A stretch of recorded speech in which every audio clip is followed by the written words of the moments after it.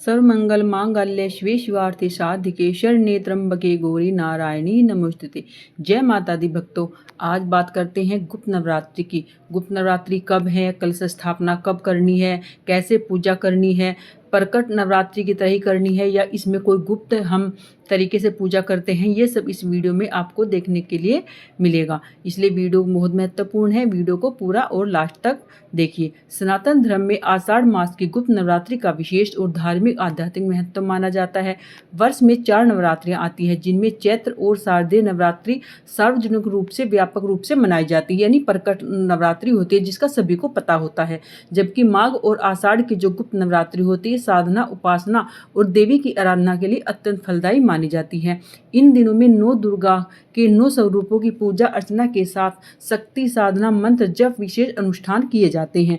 जब गुप्त नवरात्रि में हम पूजा करते हैं तो हम किसी विशेष साधना के लिए पूजा करते हैं। इसमें 10 महाविद्याओं की पूजा की जाती है, परंतु जिनको कोई शक्ति साधना या कोई विशेष सिद्धि प्राप्त करनी हो वही इन 10 महाविद्याओं की पूजा कर सकते हैं, क्योंकि इन 10 महाविद्याओं की पूजा तभी हम कर सकते हैं जब हमें पूर्ण रूप से इनकी जानकारी हो या हमने कोई गुरु धारण किया हो, और गुरु की बताए हुए रास्ते से ही हम इनकी 10 महाविद्याओं की पूजा कर सकते हैं। लेकिन वह पूजा उन्हीं के लिए है जो कोई सिद्धि प्राप्त करना चाहते हैं। हम जो सामान्य रूप से घर गृहस्थी वाले लोग हैं, उन्हें हम प्रकट रूप जैसे नवरात्रि मनाते हैं, वैसे ही इन गुप्त नवरात्रियों में भी हम अपनी पूजा अर्चना कर सकते हैं।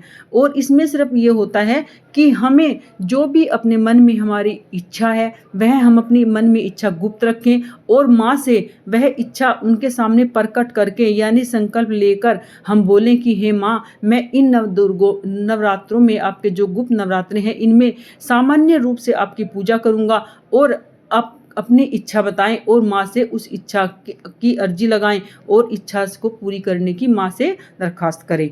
और फिर आप जैसे सामान्य रूप से आप कलश स्थापना करते हैं, हम दीप जलाते हैं, माँ को भोग लगाते हैं, वैसे ही आप इसमें अपनी पूजा अर्चना करना शुरू कीजिए। इन नवरात्रियों में भी आप सुबह जल्दी स्नान करिए, उठिए, फिर कलश स्थापना करिए पहले दिन, और उसके बाद आप अपनी 9 दिन तक 9 दुर्गा के रूपों की पूजा अर्चना कीजिए। दुर्गा चालीसा का पाठ कीजिए, दुर्गा सप्तशती पढ़िए, माँ के किसी भी मंत्र का आप उच्चारण ले सकते हैं। नवाण मंत्र है जो माँ का, ओम ऐम ह्रीं क्लीं चामुंडाय विच्चे नमः, उस मंत्र को आप कर सकते हैं। वह मंत्र खुद में सिद्ध होता है। वह मंत्र आप सुबह शाम एक एक माला कर सकते हैं, या आप जितना भी आपकी सामर्थ्य है उतना आप संकल्प ले सकते हैं। अभी तक अगर आपने गुप्त नवरात्रि में कभी पूजा नहीं की है तो इस बार पूजा करके देखिए, और फिर आप खुद ही महसूस करेंगे कि जो गुप्त नवरात्रों में पूजा होती है वह गुप्त रूप से रखी जाती है और वह बहुत ही जल्दी पूरी भी होती है हमारी। हम माँ हमारी इच्छाओं को बहुत जल्दी पूरी करते हैं, क्योंकि हम गुप्त नवरात्रों और गुप्त रूप से वह पूजा करते हैं। यानी पूजा तो हम वैसे ही करते हैं जैसे हम प्रकट नवरात्रों में करते हैं, लेकिन उसका हम किसी के सामने जिक्र नहीं करते हैं, किसी को बताते नहीं हैं।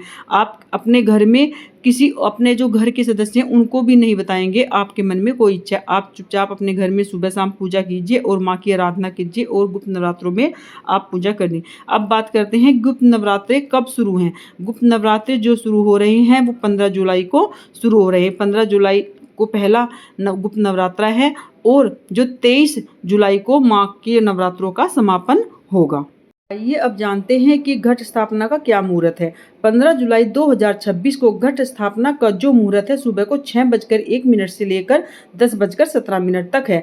कुछ पंचांगों में यह मुहूर्त सुबह 5:33 से लेकर 10 बजे तक भी रहेगा। प्रतिपदा तिथि की जो शुरुआत है वो 14 जुलाई को दोपहर 3:12 से होगी, और प्रतिपदा तिथि का जो समापन होगा 15 जुलाई को 11 बजे के आसपास हो जाएगा। उदय तिथि के अनुसार जो घट स्थापना है वह 15 जुलाई को ही की जाएगी, और 15 जुलाई से ही पहला गुप्त नवरात्रा शुरू होगा, और नवरात्रों का जो समापन होगा वो 23 जुलाई 2026 दिन गुरुवार को होगा। जैसे हम अपने जो प्रकट नवरात्रि हैं उनका समापन करते हैं, ऐसे ही हम इनका भी समापन करेंगे। जिस दिन नवमी होगी या अष्टमी आप करते हैं उस दिन हम वैसे ही भोग बनाएंगे माँ का, चने हलवा पूरी का भोग बनाएंगे।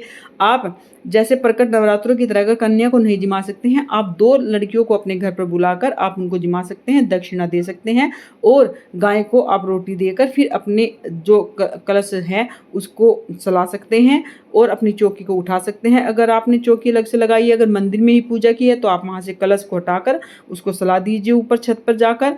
और ऐसे आप गुप्त नवरात्रों की पूजा कर सकते हैं। बस इसका एक ही है, अपने मन की इच्छा किसी को नहीं बताइए, नॉर्मल चुपचाप रहकर शांत मन से माँ शक्ति की आराधना कीजिए। माँ शक्ति आपकी जो जगदम्बा दुर्गा माँ भवानी है हमारी, वह अपने हर बच्चे की मनोकामना पूरी करती है और हमारी सहज जी जो हमारी पूजा है उसको स्वीकार करती है। आपको जानकारी अच्छी लगी है तो प्लीज़ चैनल को लाइक करें, शेयर करें, सब्सक्राइब करें, औरों के साथ भी इस जानकारी को शेयर करें और चैनल के साथ हमेशा बने रहें ऐसी ही कथाओं और जानकारी के लिए। आपका कोई भी प्रश्न है तो आप कमेंट में लिख सकते हैं, आपके सभी प्रश्नों का उत्तर आपको मिलेगा। कमेंट में जय माता दी अवश्य लिखें। राधे राधे।